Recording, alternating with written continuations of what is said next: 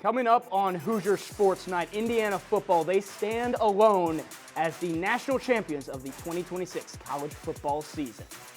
It was utter pandemonium here in Bloomington, Indiana, as Indiana claimed its first national championship. We've got it all covered in a jam-packed special edition national championship episode of Hoosier Sports Night.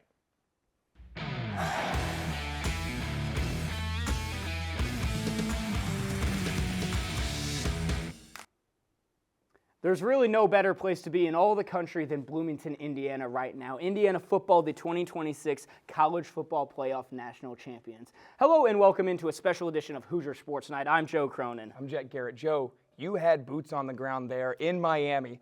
Walk me through what that night was like for you. Yeah, my boots were certainly on the ground. I got there pretty early, probably about 2:30 p.m. Security was pretty crazy with everything going on. The game itself was unbelievable. Speaking of which, let's head out to Miami to check out the highlights from the Hoosiers win. Both teams eyeing that coveted national championship trophy. Hard Rock Stadium was rocking. Good fan split between both sides. This was the place to be. No better place in all the country. First quarter, low-scoring game at the start. Fernando Mendoza finds Omar Cooper Jr. extending the play, breaking tackles, setting up the first score of the game. Niko Radicic makes the field goal. How about this defense, though? Aiden Fisher up the middle, the captain, sacking Carson Beck, forcing the fourth down, and they're going to get the ball back to set up Riley Nowakowski up the middle. How about a fullback touchdown in the national championship game? I think so. Kurt Signetti pulling out all the stop here in Miami. Nowakowski, the transfer from Wisconsin, not shy, throwing up the IU. Indiana goes up 10-0. All momentum with Indiana, but here comes Mark Fletcher Jr. striding out, burning past Lewis Moore. Miami with the response. 57 big ones for 6 points by Mark Fletcher Jr. And man, what a game he had. 2 scores in this game. He was throwing punches all game long. Miami responds. Speaking of a response, I'll one-up you here with this. Mikhail Kamara up the middle, blocks the punt, and Isaiah Jones, what a breakout player he's been, recovers it for a touchdown. If there's any player that you should block off the edge, I would say that it's probably Mikhail Kamara. We'll talk about him a little bit later on. Hoosiers go up 17-7.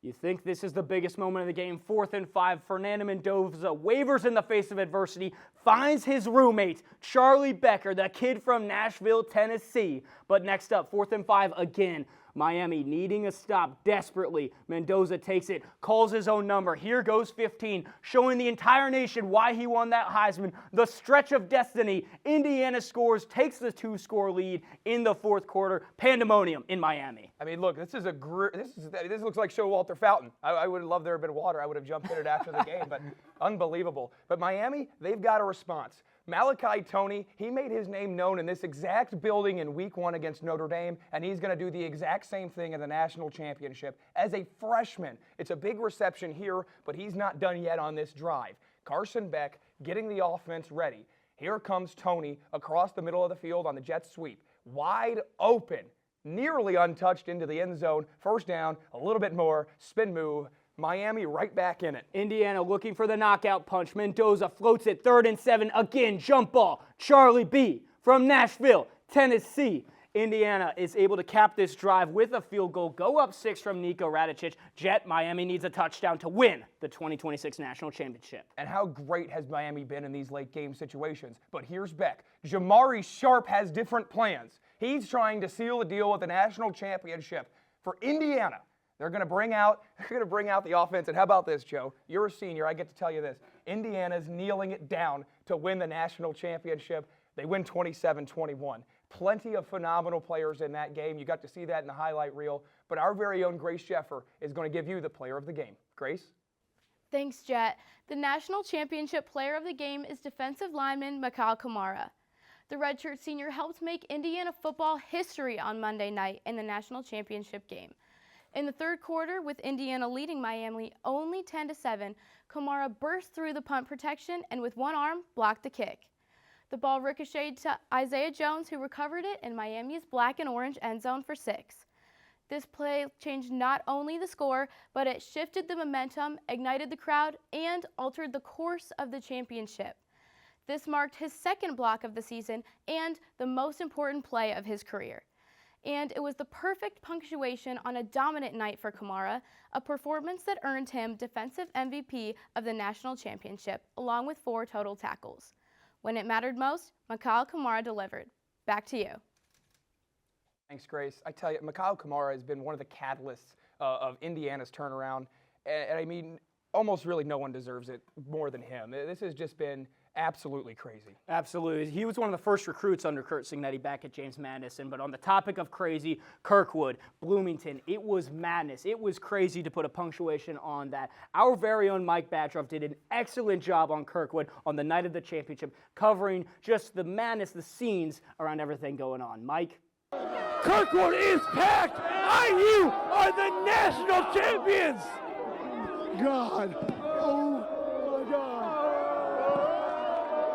Listen to the crowd!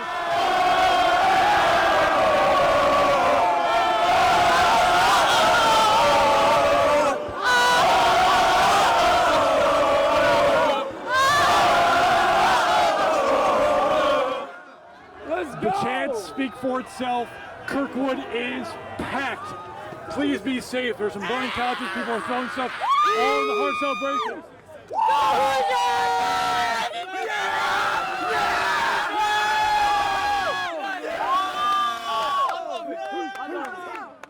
I'm not getting through the stand. It doesn't matter anywho.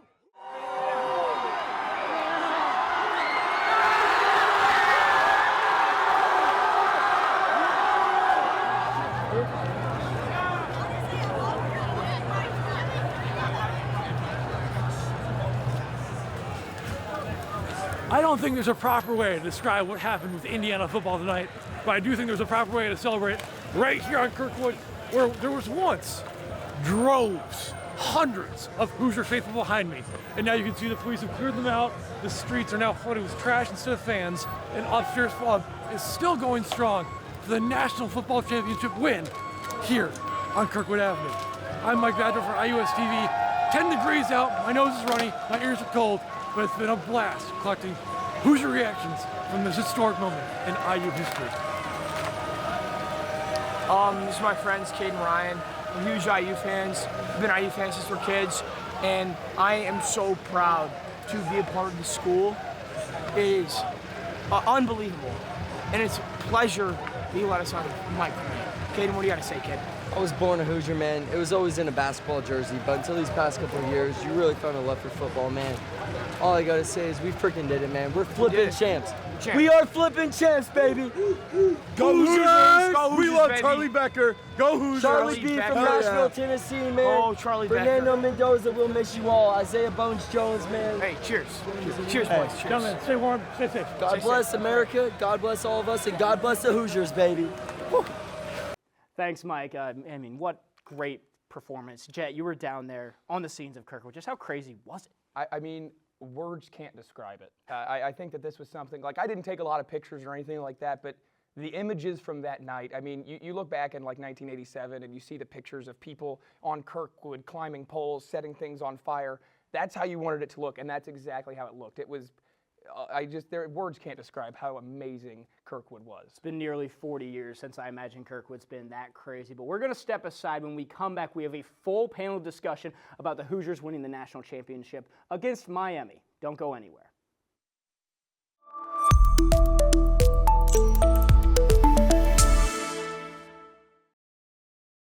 Welcome back to Hoosier Sports Night. We're opening up the discussion and panel style to talk all things Indiana football, because dating back to ancient Mesopotamia, Indiana football has been the doormat of college football. And joining us is Jet Gary, who I was anchoring with, Quinn Richards, who writes for the IDS, he was on scene, and Brooks White, who was with me down in Miami for IUSTV Sports. Those Hoosiers are national champions. I mean, it's hard to put into words what they've been able to do this season, but how about that game? It was crazy, Jet. It was unbelievable. I mean, you know, being a senior here, like being a Hoosier, someone that's from Indiana, like the idea that I'm looking down at this desk and that's what I'm looking at. This is, how do you put it into words? This is something I could have never, ever in a million years imagined. It is kind of wild.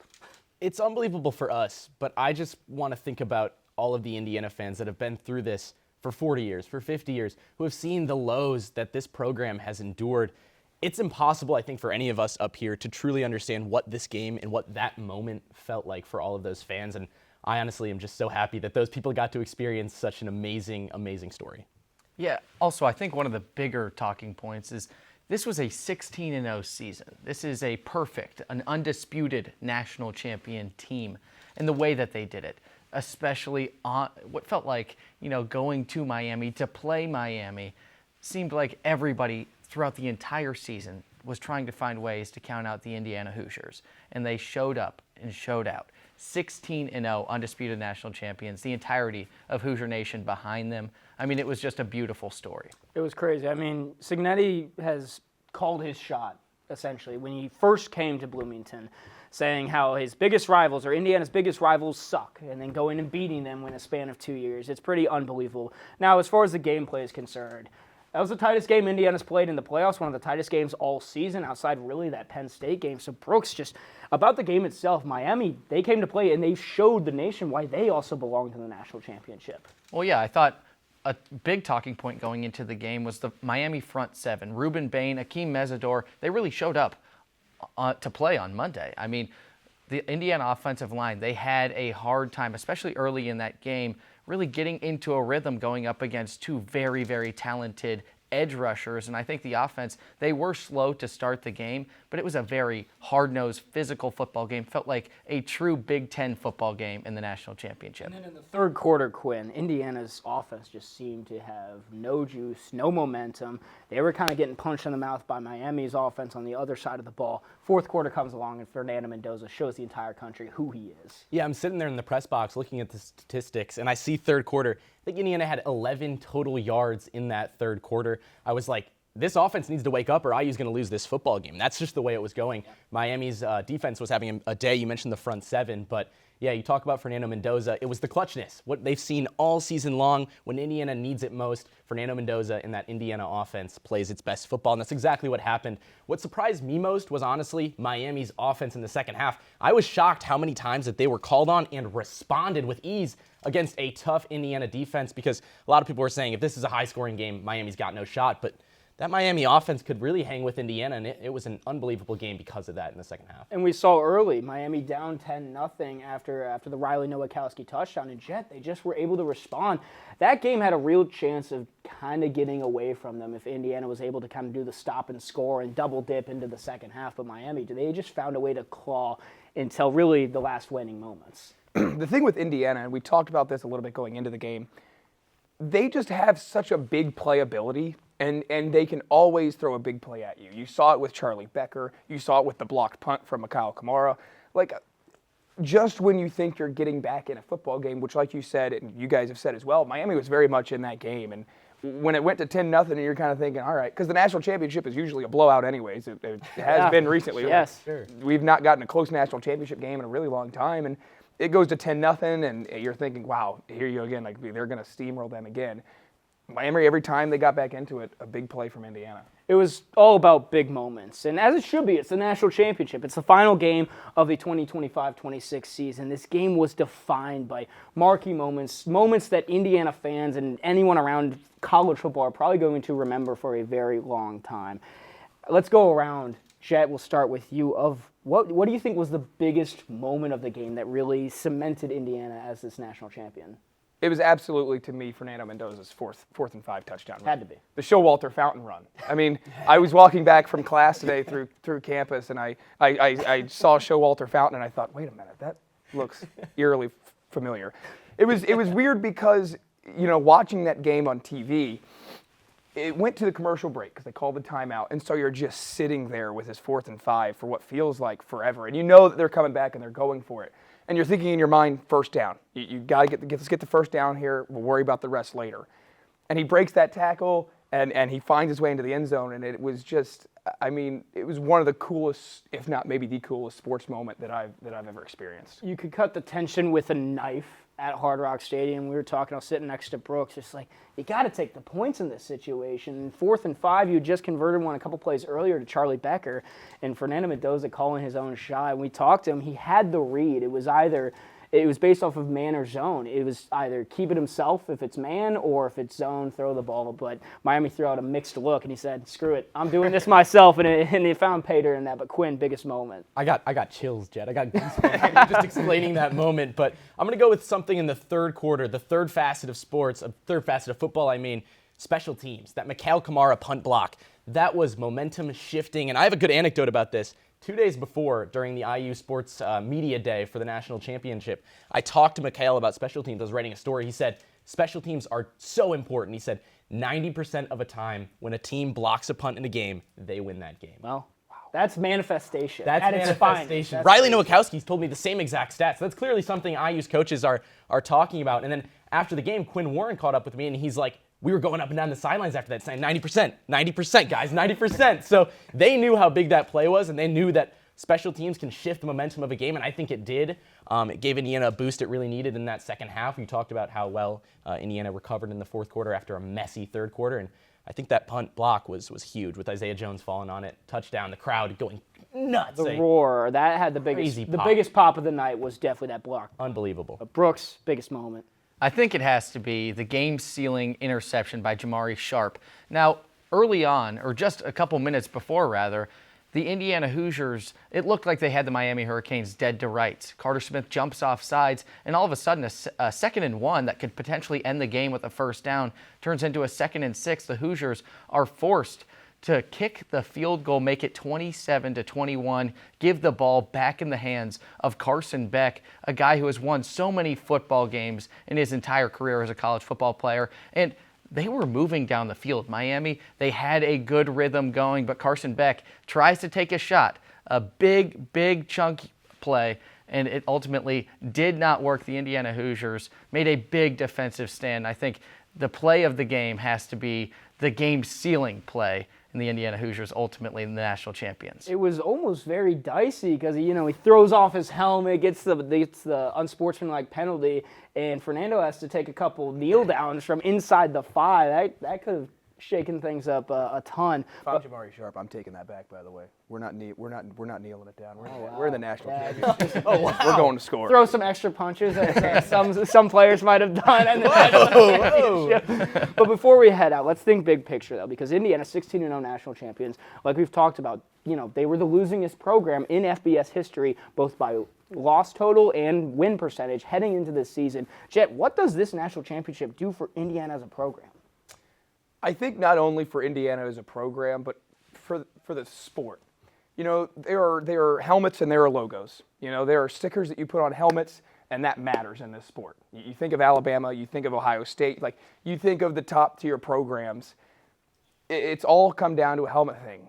And now Indiana wins the national championship in college football. I think Cignetti's post-game interview there at the end, it was very emotional, like watching that we just won a national championship in Indiana. Like, it can be done. This changes everything. Any school can win now. This completely has opened the door. It's an NIL era, and it's a totally different conversation for a totally different show. But this has not only changed Indiana University, this has changed maybe all of sports. I mean, we've seen it across the national media throughout the run that Indiana's had, the Ohio State game, the Alabama, Oregon, national championship against Miami. Most of the time, the quote-unquote experts are picking against Indiana, and every single time, Indiana is proving them wrong. This safety net of having these blue bloods, the powerhouses, the proven winners, is out the window, Quinn. It just seems like anything is possible in this sport. Yeah, it feels like for so long, Indiana as a program was afraid to commit to football, right? And I think this goes for many schools in the sport because you have those blue bloods, the Alabamas, the Ohio States, the Oregons as of late. Like, those schools are so committed to football from the top down that they have the commitment, they have the backing through not just the football program, but from the university itself. Indiana and Pamela Whitten finally decided to do that, and it didn't start with Cignetti. It actually started with getting the money to get rid of Tom Allen the year before so that they could hire Curt Cignetti, and then trusting Scott Dolson to take the risk on a guy like Curt Cignetti, who hadn't shown he could coach at a Power 5 level as a head coach yet. You do that, and then you see what Indiana's now become. Indiana has everything going for it to become one of those blue buds. They have the commitment from the top down, and when that happens, what we've just seen from this season, anything is possible in college football. Now, it's going to still be a process. Indiana has to match the recruiting levels, and you've seen in the transfer portal, Cignetti's already done a great job heading into next season. You look at a guy like Nick Marsh, but yeah, this has set Indiana up in the future to become one of those teams. This team has found a way to reload rather than rebuild, and it seems everyone said how the 2024 season was a fluke. They win their 11 games, and then they see the big, bad Ohio States and Notre Dames of the world and get punched in the mouth. They turn around this year and don't lose a game, dominate nearly all but 2 opponents they dominated, really.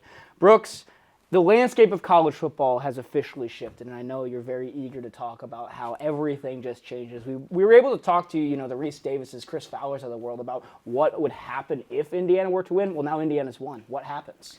Well, the Indiana Hoosiers, like all you guys have mentioned, they have the commitment from the university. They have a financial commitment, but it doesn't happen without the coaching staff. It doesn't happen without the methodical recruiting that this coaching staff has done. They're not looking for the 5 stars. You saw it. Only 8 4-stars on the team. It's made up, self-proclaimed, a bunch of misfits, but their program fits. They're guys who want to be here in Bloomington. They want to play at the highest level, and they showed that throughout the entire season. The willingness to put themselves on the line every single play. The team is different. Their story is beautiful. But for the future, the Indiana Hoosiers have changed college sports. It now is seen that if you have commitment with the NIL, if you have commitment from a fan base, just think about it. The Indiana Hoosiers, they were the doormat of the Big Ten. The saying was, the Indiana Hoosiers have never lost a tailgate, but fans would never go to the games. Now Memorial Stadium is absolutely packed to see Curt Cignetti and the Indiana Hoosiers run out of that tunnel. The Indiana Hoosiers now have a fan base behind them, and they have a great college football program. It was the dormant fan base waiting to happen, one of the largest living alumni bases in all of the country. But that is going to wrap up this very special edition of Hoosier Sports Night. Indiana football on top of not just the college football world, but the sporting world. The greatest sports story of all time. IU wins. Google it. Thank you to the IDS for that newspaper. But that's going to wrap it up. Thanks so much for Brooks White, Quinn Richards, and Jet Garrett for joining the show. Until next time, we'll be back to our regularly scheduled program. I'm Joe Cronin saying so long.